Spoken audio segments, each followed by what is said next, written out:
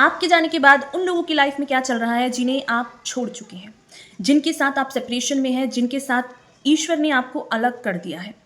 तो अब उनकी लाइफ में क्या चल रहा है? एक्चुअल में उन लोगों को क्या अभी तक ये समझ में आया है कि आप क्या हैं और किस तरीके से उनका माइंडसेट काम कर रहा है और आपको क्या जानने की ज़रूरत है? चलिए देख लेते हैं। Hello everyone, this is Neha Thapa.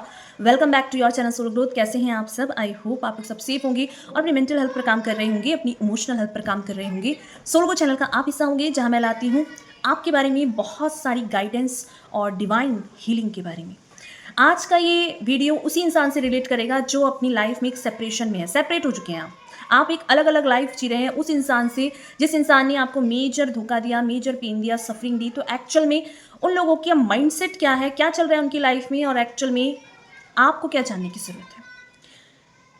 आप अपनी लाइफ के वो इंसान थे जिसने उस इंसान ने बहुत अच्छे से एक फेक स्टोरी बताकर आपको ऐसे रिलेशनशिप में बांधा जिसमें वो बहुत माहिर था और बहुत सारे लोगों को सर्च करने के बाद उसने आपको चूज़ किया, क्योंकि इस रिलेशनशिप की फाउंडेशन ही झूठ थी। इस रिलेशनशिप की जो बेस था वो झूठ पर टिका हुआ था। एक ऐसा झूठ जहां आपको उन्होंने बताया कि वो आपसे मैरिज कर लेंगे या कर चुके होते हैं और उसके बाद वो आपको ये सच बताते हैं कि उन्हें आपकी कोई नीड है ही नहीं, उन्हें आपकी लाइफ में कोई ज़रूरत थी ही नहीं। उन्होंने तो ऐसे ही आपको अपनी लाइफ में ऐड कर लिया। ऐसी करते करते उन्होंने आपके ट्रस्ट का, आपके बिलीफ का, आपके पूरे टाइम का, एफर्ट्स का मजाक बनाया। आपको वो इंसान समझा कि ये इंसान तो इतना काइंड है, ये इंसान तो इतना बेवकूफ़ है कि इस इंसान को तो मैं जितना भी टॉर्चर कर लूँ ये इंसान मुझे छोड़कर नहीं जाएगा, ये इंसान हमेशा मेरी लाइफ में बनकर रहेगा, ये इंसान वो बेवकूफ़ है जिस इंसान को मैं हमेशा अपने इशारों में नचाऊंगा। ऐसा माइंडसेट उन लोगों का था जिन्होंने आपको एक प्लानिंग के द्वारा, एक सोची समझी चाल के द्वारा आपको अपनी लाइफ में बांधा।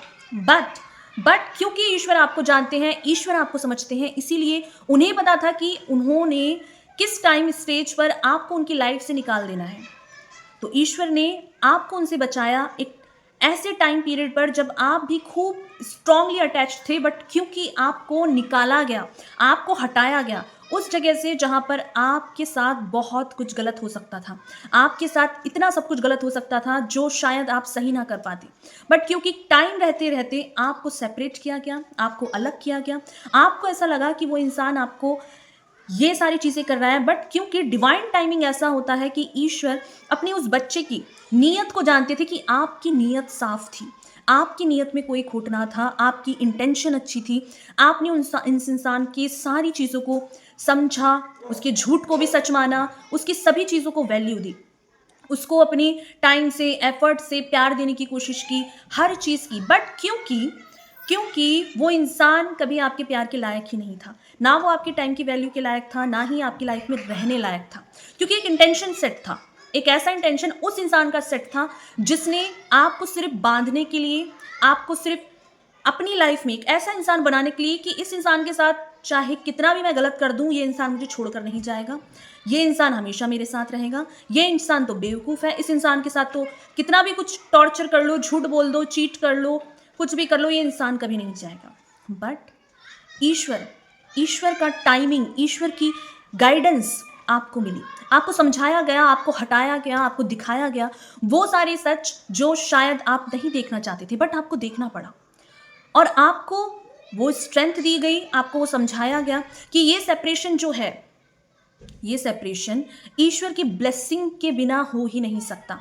ये वो सेपरेशन है जहां आपको ये बताया गया कि वो लोग सेपरेशन के बाद भी आपका नाम लेकर ही सारे गलत काम करते हैं। अगर आज आप अपनी लाइफ में एक सेपरेशन में उनसे दूर हो गए हैं, अपनी लाइफ में आपने एक अपना पाथ क्रिएट कर लिया है, एक अपना रोड मैप क्रिएट कर लिया है, तब भी आज आप उनसे दूर हैं, फिर भी वो इंसान आपके नाम पर गलत काम करता है, वो आप पे दोषी ठहराता है, वो आपका नाम लेकर वो सारी हरकतें करता है जो कि वो हमेशा से पहले से भी करता था।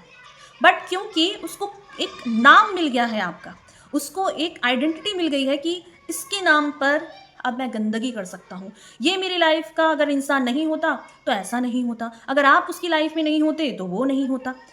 दैट मीन्स कि बैकग्राउंड में भी वो आज भी नहीं समझ पाया अपने लेसन, वो आज भी नहीं समझ पा रहे हैं अपने लेसन कि आप उसकी लाइफ में इसलिए आए थे ताकि उस इंसान को लगे ईश्वर ये जता सकें कि एक्चुअल में हर कोई इंसान उसके इस गेम का हिस्सा नहीं बनेगा। हर कोई इंसान उसकी इस ये जो गंदगी है उसका हिस्सा नहीं बनेगा। हर कोई इंसान इतना बेवकूफ़ नहीं है जो उसकी इस गंदगी को देख ना सके।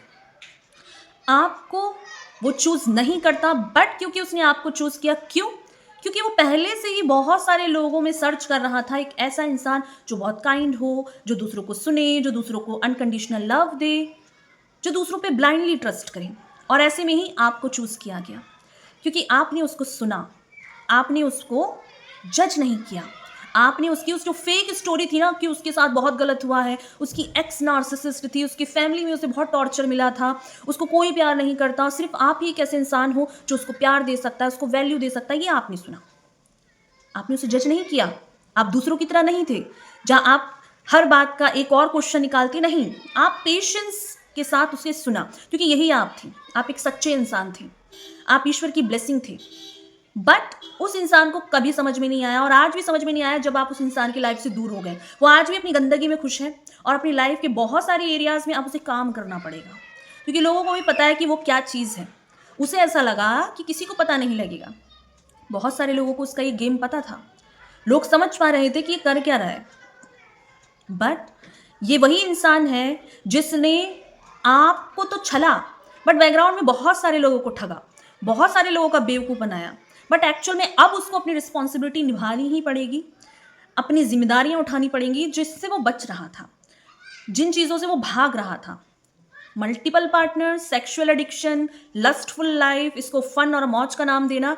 रियलिटी ये है कि ईश्वर ना ऐसे इंसान को तब सबक सिखाता है जब उसको पीस नहीं मिलता, दिमाग पागल हो जाता है, हर जगह भागता है, बैठ नहीं सकता एक इंसान अपनी एक जगह। क्यों? क्योंकि एनर्जी 10 जगह बटी है, 10 लोगों के साथ मिक्सड होगे, सेक्सुअल एनर्जी को एक्सप्लोर करोगे, इसे फन और एनर्जी का नाम दोगे तो आप कभी पीस में नहीं रह सकते, आप भटकते रहोगे इस एनर्जी को क्रेव करने के लिए। एक इंसान के साथ वो रह ही नहीं सकता, लॉयल कभी नहीं हो सकते ऐसे इंसान।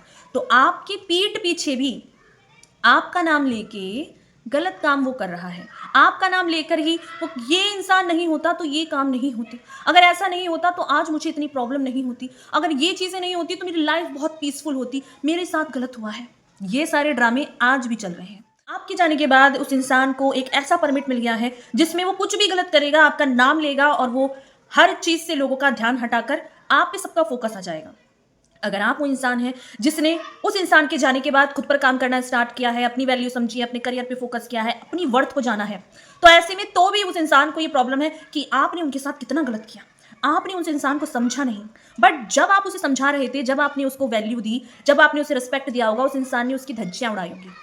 उस इंसान ने आपके बारे में बिल्कुल नहीं सोचा होगा कि आपको क्या फील हो रहा है, आप किस तरीके से उसके साथ बिहेव कर रहे हैं। नहीं, उस इंसान को लगा कि आप तो दया की मूर्ति हैं, आप तो काइंडनेस है, आपके अंदर ह्यूमैनिटी है, आपके अंदर प्यार है, आपके अंदर।